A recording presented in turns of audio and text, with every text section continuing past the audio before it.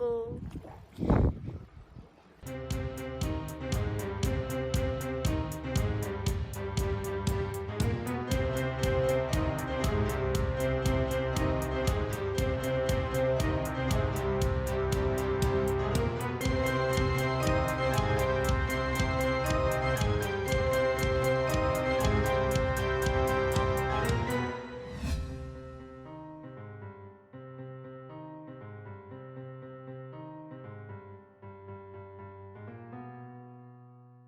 Hello there and welcome to July's episode of Digging Up Positivity. This month we'll cover some amazing members of our community, lovely videos, and our featurette is a wonderful artist from Berlin known from her outstanding artwork for individuals and companies alike.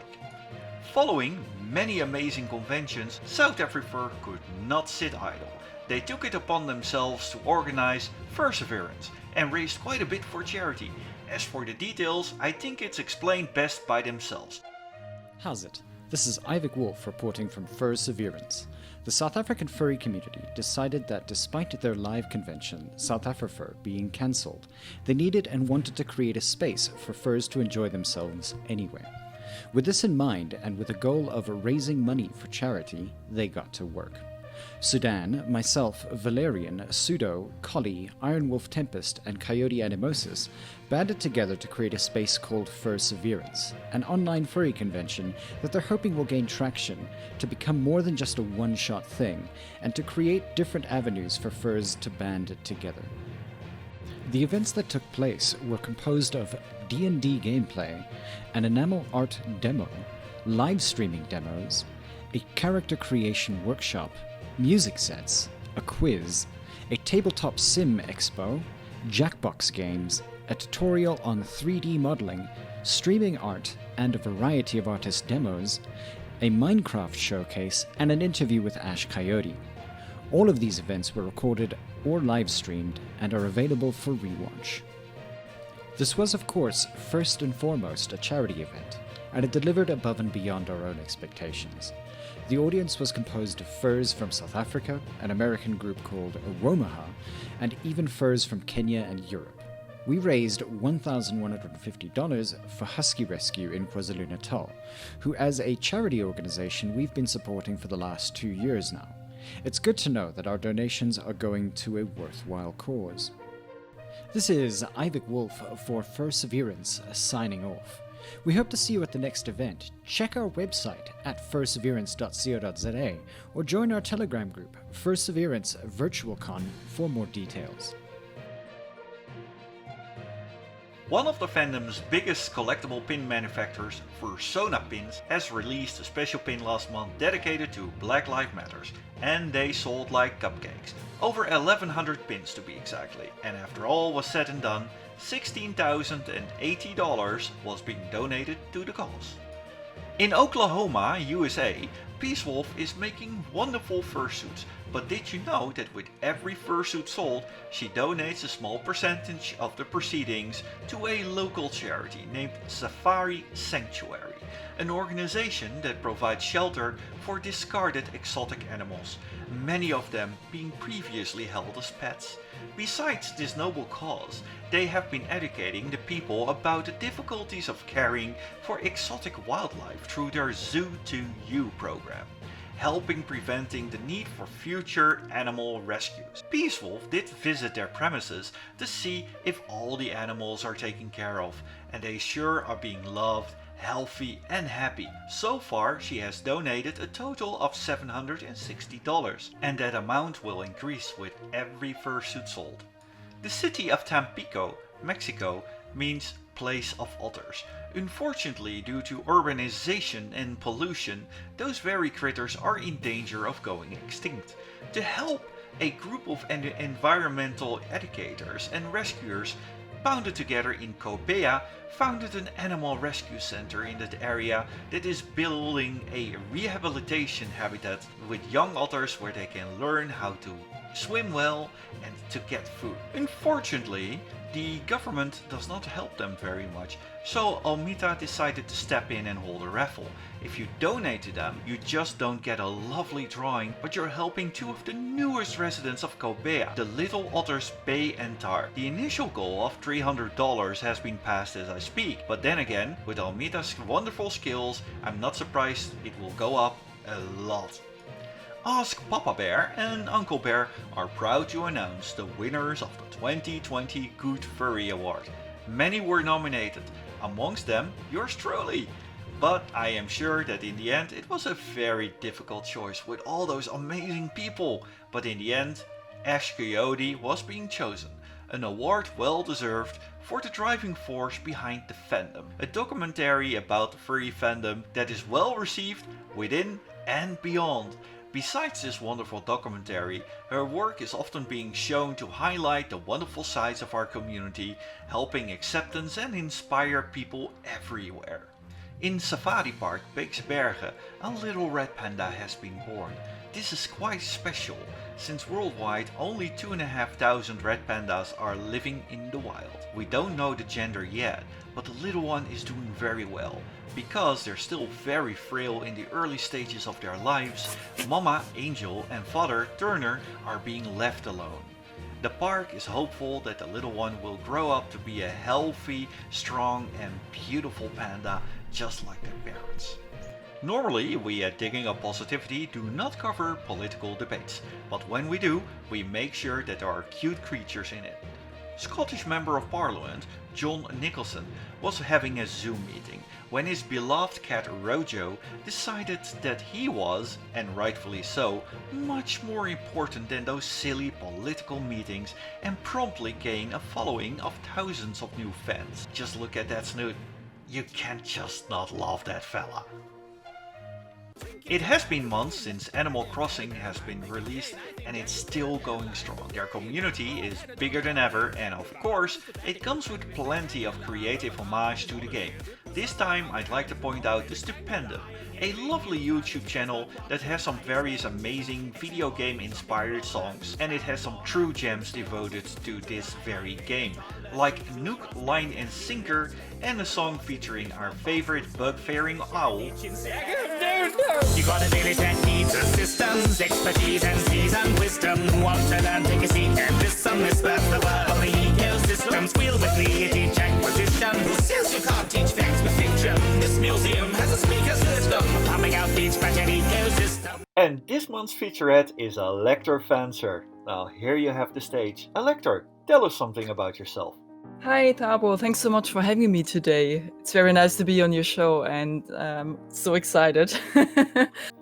What can I tell about myself? Well, I love to do comics, I love to do art, a lot of art. I do mostly art all the time and I think I have more art than oxygen in me. It's so great to be here. It's a great honor to have you as well. So, what inspired you to become part of this fandom? Oh, that's such a long story. Since my early childhood, I've been fascinated with animals and animal cartoon characters. And especially movies by Don Bluth have triggered such a deep fascination in me. And they made me feel as though I need to be part of those worlds. And stories such as All Dogs Go to Heaven, which used to be my all-time favorite, Fievel the Mouse, and all the amazing character stories, they have made me want to dip into these worlds by drawing them by myself. I wanted to be part of it by actually being able to create such stories and worlds myself. And back then I believed I could make anything that's in my mind reality by simply putting it on paper. And this has never changed up to this day, as you can see with all the comics I do. But back then I was just a small kid and without any knowledge or materials to really get going on that. And for so many years I was stuck between inspiration and the actual ability to put ideas on paper. And later on I got inspired by Western comics and Japanese manga, and it had me later discovered my art by creating characters that would match either styles. So I tried to mix and match and I went through and just experimented a lot. I then even tried to create one manga, which I started on earlier, yet had to give it up after 6 pages because I lost either confidence or the patience. And I didn't really feel too connected about it. I wasn't really feeling ready or content about all the stories I wrote back then, and I was kind of on a constant search for somebody who was like-minded, but I couldn't find anyone because I lived in a really small town, really small area. I didn't have many friends. And then, yeah, the internet happened. So I got access to the internet. The first thing I did was, of course, I spent most of the time browsing art and going to forums and try to connect to people there. I tried to connect with artists I admired and shared my works with online platforms. But however, I never truly felt a real connection or sense of community within chatbots or various forums. It didn't take long until I found boards like Elfwood and watched the early rise of DeviantArt, which was back in 2000. And then I stumbled upon artists who really hit the nail on the head by drawing anthro characters. That was really the first time I saw other artists drawing anthropomorphic characters, and that totally boggled my mind. I was instantly drawn to that, and really, believe me, that was the epitome of awesomeness for my young artsy mind. These artists were able to depict exactly what I was looking for all the time, and I definitely wanted to be a part of these worlds too. So I connected with them. And then I was so inspired, I started drawing anthro characters myself and went deeper into the topic, looked for more artists, found more, and connected with those. Ever since I began switching from drawing humans to anthro characters, a community started building itself around me. I got to know more people, found friends, my partners, and experienced convention for the first time. And everybody there was just like a dreamer like me, so I felt this really deep connection. And then I finally arrived. I feel so happy to be here. Definitely what inspires me today to be part of the fandom is the great sense of community, the friendliness, and the care for each other. The fandom is like a big extended family for me. It's absolutely wonderful. What do you love the most, though? What is your most cherished moment in the fandom? There are truly so many moments I cherish that I really can't put them. I cannot really put them all up here. That would take forever to explain. I came from a rough childhood. I learned to cherish the smaller things in life. I hang out with friends and a good food, or just being at the bonfire, at the convention, talking to people, can be as big of a festive to me as a birthday party. Winding down from a really long day of work and some movies can be a blessing as much as climbing up a big mountain somewhere in nature. I cherish everything that calms me, frees my mind, and nurtures my mind. But of course, what I love doing most of all is roam in my worlds, draw them and share them with those who enjoy them, have built up an even deeper connection, and I really enjoy the smaller moments in life and make them into big moments for myself. And I truly hope that more people will do that, because those things, especially when you look back, those are the truly awesome moments. I agree, yeah. Congratulations with that big success of Mira Part 2. Could you tell us something about it? Yeah, thank you so much. I'm really happy and blessed that despite all that is happening in the world right now, there is a space for Mira. The wonderful community of readers who are ever so patient with me. They have ensured that the next volume will be a reality, and I'm ever so thankful. Currently, I'm going through the storyboard and feel so fired up that peak days have me go through 10 pages of story a day. Of course, I sometimes have to take the day off afterwards to regain strength and to nurture my dried out bean brain afterwards. Because finding ideas can be really exhausting, but it's going really well. And since the campaign is still going on for another 24 days, everyone who pledges on Mira can become part of my cozy Telegram channels. I actually have still founders from the very first campaign there, and the channel has been going and growing on for at least 3 years now. And it's also like a tiny community family, and we share pictures and stories, and also sometimes people ask me things about the world, and it's very nice there. And this time with Mira 2, I allowed more people to come in, and yeah, the channel is growing, and I really like that. To everyone who doesn't know what Mira is, it's a big comic project taking in a world called Iria. The first volume was released in 2017 and has been translated to German so far, with more languages on the horizon. The main character, Mira, and her dragon mount Farouk live a nomadic lifestyle in the harsh and barren world of Iria before they get pushed into a whirlwind of life-changing events. Someone tried to describe it as a post-apocalyptic Western drama with dragons. It's really funny and sort of appropriate. Style-wise, I am more inspired by animations and movies. With Mira, I try to breathe life into the world and its characters by letting the panels move with a sense of animation. While the first volume was a set of introduction, it's more like setting stage for all the characters, getting people to know them a little bit about their lifestyle and so. The second volume is so much richer and full of emotions. It actually reveals so much more and goes really deeper into the history of Iria. It's really amazing because I have the chance to give the characters more time to express themselves and grow together, and it's so action-packed. Every panel is treated like a fully fledged illustration. If you know any of my single paintings, imagine hundreds of them neatly packed into a book. Not making any compromises means, of course, that some years will pass until the next volume is completed. This is why the campaign helps me finance the time as well as the print. Really happy about it too, that it worked out. From what I've seen on your crowdfunding page, it truly showed the passion in it. It did strike a chord with me. I'm already so happy that you managed to reach the goal, and in the next 24 days that many people will donate some to it as well. Amongst them there will be a certain meerkat, that's for sure. I promise that here. I'm so happy. Yeah, I'm so glad. Thank you so much. I'm also happy to welcome you then. I get to be a part of the Cozy Family channel. That's Oh, awesome. yes. But besides this all and that wonderful story on how you joined the fandom, when you look back on that, is there perhaps some advice that you would like to give people that are new in the fandom? Well, since I made the first connection with the artist community and kind of snuggled my way into the furry fandom that way, I already had the big privilege to feel comfortable around many more people. But I can understand that a newcomer in the fandom, let's put it in an example, maybe somebody who comes from a really small village who doesn't really have many friends suddenly stumbles into this vast world of cuddly, friendly people and artists, and everything's colorful and open-minded.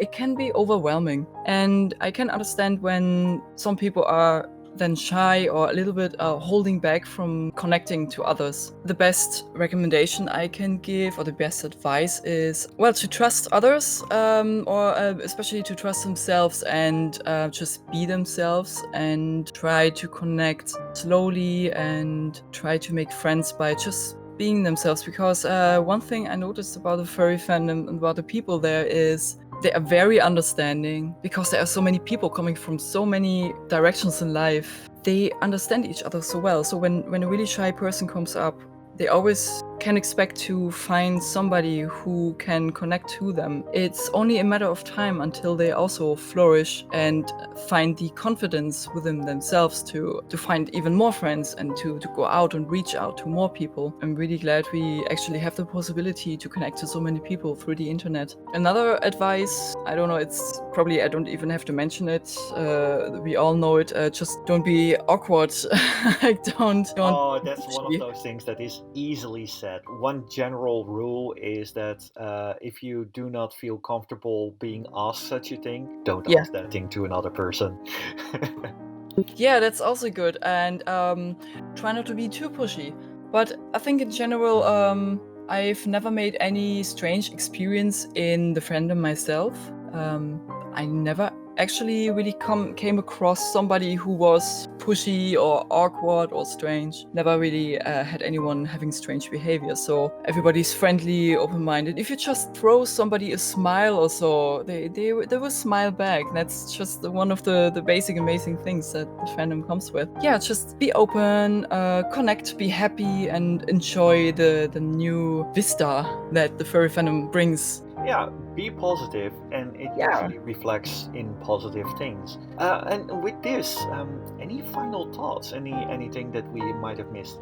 I think we haven't missed anything, but I just want to say, with everything happening in the world right now, the big pandemic and all the changes in nature, the problems that we currently endure, I'm glad that we find time to just have a little bit of escapism. and to have small chats like ours right now. Maybe take somebody away from focusing too much on the negativity of what's happening right now.